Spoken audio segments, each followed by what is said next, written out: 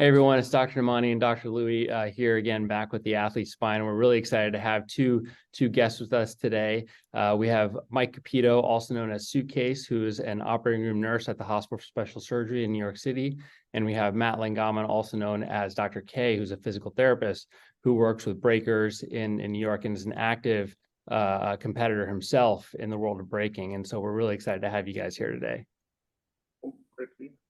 Yeah, and you all probably saw our posts over the last week introducing this topic of breaking or breakdancing and really the evolution of the sport to the point where it's going to be highlighted in the 2024 Summer Olympics in Paris. And I know there's a lot of people that actually don't understand the sport all that well. Neither do the two of us can tell you all the details. Yeah. But Mike, tell us more about the sport and how it's grown and what are the components of it? Yeah, so, before it's a sport, obviously it's a dance. A little bit of history on it. I was started here in New York City, up in the Bronx. Where we just get down at parties and, battle each other. And I guess as the dance evolved, it got a lot more dynamic. So you see like guys doing crazier moves, like moves I wasn't even like stuff that they're doing now. That like things that we just joked around about. It's like, what if a guy totally did like jackhammers to a one-handed air flare? You've seen that, right, Matt? You seen that guy? Or just things like that. So like the way the dance has grown from just kind of like windmills to the things that they're doing now is insane. So it's going to the Olympics. It got approved for the summer 2024 Olympics in Paris. The big thing about it was like when we judged it, everybody thought it would be like a subjective thing. So there were a group of dancers were able to come up with a judging system that focused on a holistic method of the dance. We want to think like mind, body, soul. So like body would be like the physicality of it, and like your foundations. The mind part of it would be like your creativity and like your deviations from the foundation and like what you bring to yourself as personality wise to the dance. And the soul part is kind of like the ephemerality of the dance, like everything's happening. You don't know what songs are going to be played for you. You don't know what your opponent's going to do to you. It's how you react in the moment, like to the pressure and just like, react to the audience or just your opponent. And those are the three things that we kind of pretty much judge on. We've got like a nice little system with like a little crossfader that will, each judge will kind of like tilt towards whichever dancer they feel did better in any category, and it all gets tabulated. And pretty much a percentage goes into the computer and it comes out a score for each round. So, and that's how we determine winners. Yeah. Wow. I mean, I think it's going to be really great for the world to see what a amazingly athletic sport it is and all of the incredible moves that people do and also the crazy positions that people put their bodies in and the risk for injury that must come with, performing at a really high level. Matt, as a physical therapist, and a performer yourself, you must have had a lot of experience dealing and treating with athletes. Can you tell us about some of the common injuries that you've seen in people that participate in breaking? Yes. So as you, I think, posted on your Instagram, there's the research papers that you guys shared kind of go in line with what I've been experiencing. Working with dancers, a lot of the injuries are coming from the wrist, for foremost, then shoulder. But I know that we're here to talk about the spine, and I know that we care most about it. Yeah. Wrist, shoulders. Yeah. And when normal people are watching breaking, seeing us like putting our body weight into our neck and just like contorting in ways where you can't really imagine the spine to do, I can see why there's like why people would want to look into like, oh, how are these people not getting hurt as much, and like what are the unique kind of injuries that they're facing compared to other sports. But I think the one thing that's unique about breaking compared to other sports is that since we are using like our heads on the ground, there's like contact with the ground versus like with the wrestler or a boxer where they're getting hit in the head and trying to have the strength in their neck for that, where us it's like having to support our body weight. And that's like, it's essentially all kind of within yourself. I think is what you're saying, that you're not having to defend against someone else or rely on other people's actions, that, you know, as long as you can kind of find a way to safely perform a maneuver and you've prepared your body to be able to do that, that, you know, a lot of these things can be done safely and effectively. Yeah, yeah, definitely. And if you ever watch younger kids like learn breaking for the first time, when they're doing their freezes and their heads on the ground, you'll see is that they're like kind of like this and their faces on the ground. That's because they haven't really developed the musculature to support that yet. But then over time of them doing that, naturally build the strength, and then they have this like nice amount of space when they're holding themselves on their head. Yeah, my 8-year-old actually did breaking lessons for a year. I think before he self-realized that he didn't have the coordination to continue. So Wonder where he got that lack of coordination. yeah, definitely from like father, like son. I mean, one of the questions I've always had, you know, and you've talked about it, and we have videos on this conversation showing some of the crazy positions and the moves you make. How do you best teach people to train, or how do you train yourselves to prevent, you know, catastrophic injuries? Because you are placing your low back and your neck in really precarious positions. So how do you go about the process of, hey, let's make sure we're strengthening, let's make sure we're doing this correctly and not just diving into these moves? Because we do know catastrophic injuries can happen.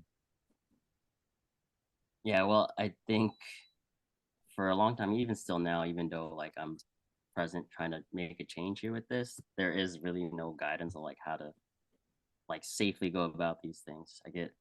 There are coaches now like that own studios, and they're teaching people how to break. And like I think the best way to go about it is like you just start with the easier moves, then work your way up into the harder moves, rather than just like skipping steps. And that's like kind of how you would get hurt. I'm sure Mike kind of talk about it, where there wasn't really guidance on all this stuff. So yeah, it was pretty much like figure it out. Yeah, it was like the Wild West. We were all just kind of like, I don't know, just kind of go for a move and find out that it's impossible to do by getting injured. That's what, like back when we're all creating all the moves that you see today. But yeah, like like Matt said, the best thing to do is like go back to your ABCs if anybody's trying to get into breaking. Like just kind of like I don't know, just kind of go for a move and find out that it's impossible to do by getting in. All the things that seem very like basic and don't look as dynamic to like, you know, the untrained eye are all very like essential to like developing like the muscles and like, you know, the proper techniques to prevent from injuring yourself later on down the line when you learn the more advanced moves. Mike, you've been doing this for over 20 years now, you know, and you mentioned that there's been some things that you've learned over time, you know, going from doing this in your 20s to, you know, into your 30s and 40s. You know, what advice could you pass along to people who are breaking or even doing other sports that they may have enjoyed in their 20s that they want to kind of continue doing safely as they get older? Oh, well, I'm probably like not the best person to ask for that because growing up, I thought I was flexible, and I found out I was actually just hypermobile. I have like these really stretchy limbs, especially in my hips. And so because of that, I felt like invincible to having to stretch until there's this one move I kept on doing. And then when I turned 30, I heard a loud pop in my knee and I had torn my LCL. Luckily, I didn't have to need surgery, just like a ton of PT for several months. That got me back into it to get back into dancing. But you know, back when I started, we didn't have, you know, like we just kind of just went for it and didn't have like any idea of like how to properly prepare our bodies. So it's like kind of great that we got guys like Matt to kind of like give us some kind of guidance and like somebody who actually like dances and studied on both ends on how to prevent, you know, like we're in a great time to learn to be a dancer, because like now you can like not do stupid things, but just like now you can attempt to like know what you have to do in order to prepare for the more difficult things. Meanwhile, we just always used to go for it and hope for the best. I know it's just like you said, the wild, wild west. You know, Matt, Yeah. I really appreciate what you talked about earlier in terms of like trying to formalize the training process a little bit. I mean, we've been working on studies, essentially with golf and trying to protocolize getting back to playing golf after spine surgeries and injuries. In your role as a physical therapist, right, you see a lot of breakers that have injured their neck and low back, a lot of them being soft tissue and muscle related injuries. How do you, I guess, what is your thought process in getting them back, and what do you tell them, and how do you safely get breakers back on the floor after those types of injuries? The question was regarding to the back specifically. Like the low back or neck injury. Yeah. Well, for me, it's like whatever they're dealing with, I'm going to look at them from where their baseline is now. So if, like, let's say they can't tolerate rotating for their lower back and they could only tolerate rotating maybe about 45 degrees, and that's what we're going to work in for the time being. Find like the hardest thing that they can do well, train that up until it's comfortable, maybe work into a little bit of discomfort, because there's no way we're going to stay within this 45 degrees of rotating the spine. We got to get more than that for specific moves, depending on what they want. But it's just basically the same approach to learning breaking, like your ABCs. So let's say that 45 degrees where we're at now, we're going to slowly increase until they can do that with more force and more strength, and increase that range, and just find exercises that are kind of build them back up into what they want to do. And that's like spinning on their head or specific movements, and that's what I'm going to help them do. Well, I think after we're done recording this, I'm going to watch Dr. Louis here try to spin on his head, and we may have to airlift him out to New York for you guys to treat him. I've been stretching. Well, guys, it's been really awesome talking to you and hearing all about what's going to come in 2024 in Paris and the Olympics. It's really exciting that the sport is going to be part of that, and I think it's going to bring a lot of visibility to the sport, and what amazing athleticism it takes to be able to do what you guys do. So to everyone, thanks again for tuning in. Be sure to like and subscribe and follow us on Instagram. Take care, everyone. See you later.